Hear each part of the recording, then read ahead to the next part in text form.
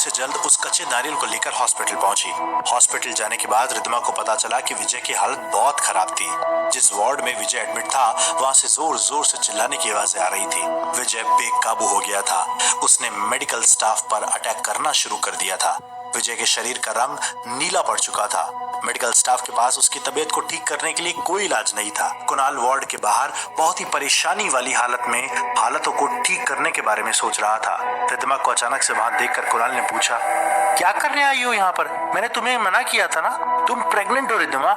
ऐसी हालत में तुम्हारा यहाँ आना ठीक नहीं है। और ये क्या है तुम्हारे हाथ में? रिद्धिमा ने कुणाल की बात का कोई जवाब देने की बजाय उन आवाजों को सुनकर कुणाल से पूछा, ये सब क्या हो रहा है कुणाल? ये कौन चिल्ला रहा है? इतनी डरावनी आवाज में क्या हो रहा है ये सब? कुणाल और उसके साथ खड़ा हुआ मेडिकल स्टाफ काफी परेशान नजर आ रहा था। ऐसा लग रहा था जैसे विजय की हालत की वजह से उन सब के होश उड़ गए थे। कुणाल ने रिद्धिमा को कुछ नहीं कहा, लेकिन पास ही खड़ी नर्स ने रिद्धिमा को सारी बात बताई। वो डॉक्टर विजय, पता नहीं क्या हो गया है। ऐसा लग रहा है जैसे उनके शरीर के अंदर कोई शैतान घुस गया हो। वो बहुत अजीब तरीके से बिहेव कर रहे हैं। रिद्धिमा ने कच्चा नारियल कुणाल की तरफ बढ़ाते हुए कहा, कुणाल, मैं जानती हूँ तुम मेरी बात नहीं सुनने वाले हो, लेकिन प्लीज किसी भी तरह से इस कच्चे नारियल का रस विजय को पिला दो, वो ठीक हो जाएगा। रिद्धिमा की बात सुनकर कुणाल को गुस्से के साथ हंसी आ गई। कुणाल नहीं चाहता था कि रिद्धिमा वहां पर रहे या हॉस्पिटल की किसी भी चीज में इन्वॉल्व होने की कोशिश करे। कुणाल रिद्धिमा की प्रेगनेंसी को लेकर वैसे ही काफी टेंशन में था। उसने हल्की सी नाराजगी जताते हुए रिद्धिमा से कहा, पागल हो गई हो क्या तुम? जानती हो अंदर क्या चल रहा है? ये हमारा मेडिकल साइंस फेल हो रहा है और वहां तुम हो कि इस कच्चे नारियल का दूध पिलाने से विजय ठीक हो जाएगा। कुणाल की बात सुनकर रिद्धिमा ने कई बार उसे ये बात समझाने की कोशिश की कि उसकी बात मान लेनी चाहिए, लेकिन कुणाल किसी भी तरह से रिद्धिमा की बात मानने को तैयार नहीं था। लेकिन जब रिद्धिमा ने अपनी जिद नहीं छोड़ी और विजय की जान बचाने का दावा किया तो कुणाल ने रिद्धिमा की तरफ गुस्से से देखते हुए जवाब दिया, चलो ठीक है, तुम मेरी वाइफ हो, तुम्हारी बात मान लेता हूँ, लेकिन ध्यान रखना अगर विजय को कुछ भी हुआ ना तो ये मेरे करियर पर हमेशा के लिए एक दाग लग जाएगा। समझ रही हो तुम? रिद्धिमा ने अपनी आंखें बंद कर ली। अपने आप को इस बात के लिए तैयार कर लिया था कि जो भी होगा वो देखा जाएगा। रिद्धिमा डिसाइड कर चुकी थी कि चाहे जो कुछ भी हो विजय को कच्चे नारियल का रस पिलाकर ही मानेगी। ठीक है कुणाल, मैं हर सिचुएशन के लिए तैयार हूँ, लेकिन बस एक बार मेरे कहने पर। दुश्मन नहीं हूं तुम्हारी मैं। कुणाल ने गुस्से से वे कच्चा नारियल रिद्धिमा के हाथ से छीना और फिर सिस्टर से कहा, वार्ड बॉय को कहो विजय को किसी भी तरह कंट्रोल करे। इसके बाद मेडिकल स्टाफ ने बड़ी मुश्किल से विजय के हाथ पांव बांधकर उसे काबू में करने की कोशिश की और कुछ ही देर के बाद कुणाल अपने हाथों से वे नारियल का रस लेकर विजय के पास गया। विजय को जबरदस्ती बेहोशी का इंजेक्शन दे दिया गया था ताकि वे कुणाल या किसी दूसरे मेडिकल स्टाफ पर हमला ना कर सके। बेहोशी की हालत में कुणाल ने विजय के मुंह में ही वो नारियल का रस डाल दिया।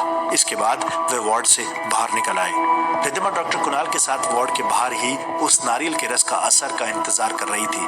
वे भगवान से मन ही मन प्रार्थना कर रही थी कि किसी भी तरह से विजय ठीक हो जाए, वरना कुणाल का रिद्धिमा से भरोसा हमेशा के लिए उठ जाएगा। 15 मिनट बीत गए। कुणाल ने नर्स को अंदर जाकर चेक करने के लिए कहा, अंदर जाकर चेक करके आओ जरा, आई विश कुछ गलत ना हुआ हो। नर्स दौड़ते हुए वार्ड के अंदर गई और कुछ ही मिनट के बाद जब वे वापस आई तो बहुत ज्यादा हैरान लग रही थी। नर्स को इस तरह हैरान देखकर डॉक्टर कुणाल डर गए। सब ठीक है ना सिस्टर? मेरा मतलब, नर्स ने जो कुछ भी कहा वो सुनने के बाद कुणाल को विश्वास नहीं हुआ। ऐसा कैसे पॉसिबल है? नर्स ने डॉक्टर कुणाल को बताया कि विजय बिल्कुल ठीक था, उसकी बॉडी भी नॉर्मल हो चुकी थी और उसे खोल दिया गया है। नर्स ने हैरानी के साथ लेकिन मुस्कुराते हुए कुणाल से कहा, कुणाल सर, ऐसा लगता है जैसे कुछ हुआ ही नहीं था। रिद्धिमा कुणाल की तरफ देखकर धीरे से मुस्कुरा रही थी और साथ ही भगवान से प्रार्थना कर रही थी।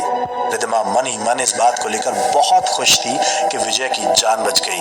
हालांकि इस बात का मतलब रिद्धिमा को भी नहीं पता था कि उस नारियल का रस पीने से विजय की तबीयत कैसे ठीक हो गई। कुणाल ने रिद्धिमा को एक तरफ चलने का इशारा करते हुए कहा, मेरे साथ आओ रिद्धिमा, मुझे तुमसे कुछ बात करनी है। रिद्धिमा डॉक्टर कुणाल के पीछे पीछे गई। वहां जाने के बाद कुणाल ने पूछा, ये सब क्या है रिद्धिमा, और तुम्हें किसने कहा ऐसा करने के लिए? रिद्धिमा ने जो कुछ भी लक्ष्मी के साथ बातचीत हुई थी वो सब कुणाल को बता दिया। रिद्धिमा ने कुणाल को पंडित जी की सारी बातें भी बता दी थी, लेकिन कुणाल अभी तक भी किसी आत्मा के बारे में विश्वास करने के लिए तैयार नहीं था।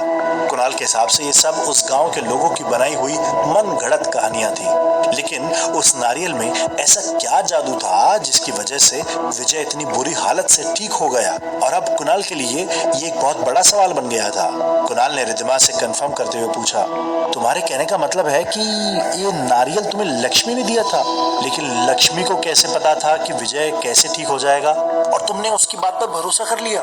रिद्धिमा ने कुणाल को बताया, देखो कुणाल, मेरे पास लक्ष्मी की बात पर भरोसा करने के अलावा कोई और चारा नहीं था।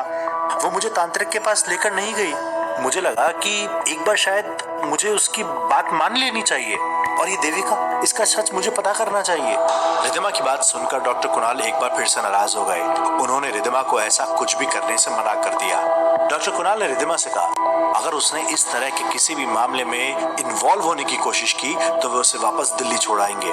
रिद्धिमा ये सुनकर उदास हो गई थी। लेकिन कुणाल, अगर सच में गांव पर किसी बुरी आत्मा का असर है तो हमें गांव के लोगों को उससे बचाने के लिए उनकी मदद करनी चाहिए। लेकिन कुणाल रिद्धिमा की यह बात मानने को बिल्कुल भी तैयार नहीं था। अब कुणाल ने डिसाइड कर लिया था कि वह रिद्धिमा को जल्द से जल्द दिल्ली वापस छोड़कर आएगा ताकि वह सारे मसले से दूर रहे। विजय की तबीयत ठीक होने से हॉस्पिटल का स्टाफ काफी खुश था। जब विजय के होश में आने के बाद कुणाल ने विजय से बात करने की कोशिश की और उससे बीती रात की घटना बताने को कहा, तो विजय ने पिछली रात जो कुछ भी हुआ था उसे याद करने की बहुत कोशिश की। मैं हॉस्पिटल से घर के लिए निकला था। उस वक्त तूफान काफी धीमा था। रास्ते में डॉक्टर अमित का क्वार्टर था। मैंने देखा वहां पर एक लड़की खड़ी हुई थी। उसने मुझे अपने पास आने का इशारा किया। कुणाल ने पूछा, और इसके बाद क्या हुआ? तुम उसके पास चले गए? विजय ने बताया, मुझे कुछ याद नहीं है सर, लेकिन मैं जाना नहीं चाहता था, लेकिन ऐसा लगा जैसे उसने मुझे हिप्नोटाइज कर लिया है। मेरा खुद पर कंट्रोल नहीं था और वहां उस लड़की के साथ अंदर चला गया। उसके बाद मेरी आंखें खुली तो मैं हॉस्पिटल में था। कुणाल ने परेशान होते हुए धीरे से पूछा, लेकिन वो लड़की कौन थी? विजय ने जल्दी से जवाब दिया, देविका थी वो। विजय का जवाब सुनकर डॉक्टर कुणाल ने लगभग उसे डांटते हुए जोर से चिल्लाकर कहा, देविका नाम की लड़की 4 साल पहले मर चुकी है विजय। इस गांव में इस वक्त देविका नाम की कोई लड़की नहीं है। कुणाल की बात सुनने के बाद विजय पूरी तरह से घबरा गया। उसकी सांसें फिर से तेज चलने लगी।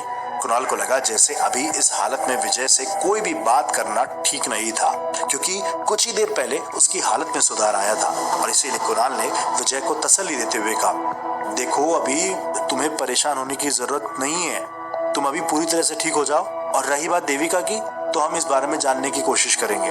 आखिर कौन है जो गांव के लोगों को इस तरह से परेशान करने की कोशिश कर रही है। विजय ने डरते हुए डॉक्टर कुणाल की तरफ देखा। उसकी आंखों में खौफ था, एक अजीब सा भयानक सा डर। विजय ने बुरी आत्मा वाली बात पर पूरी तरह से भरोसा कर लिया था। सर, कहीं सच में इस गांव में कुछ गलत, मेरा मतलब कोई आत्मा, अभी आप ही ने तो कहा ना देविका 4 साल पहले मर चुकी है, तो फिर मुझे नजर कैसे आई थी? पहले रिद्धिमा की बातें और फिर विजय का इस तरह मरी हुई देविका के बारे में बात करना, कुणाल को लगने लगा था ये दोनों ही बातें किसी खतरे की तरफ इशारा कर रही थी।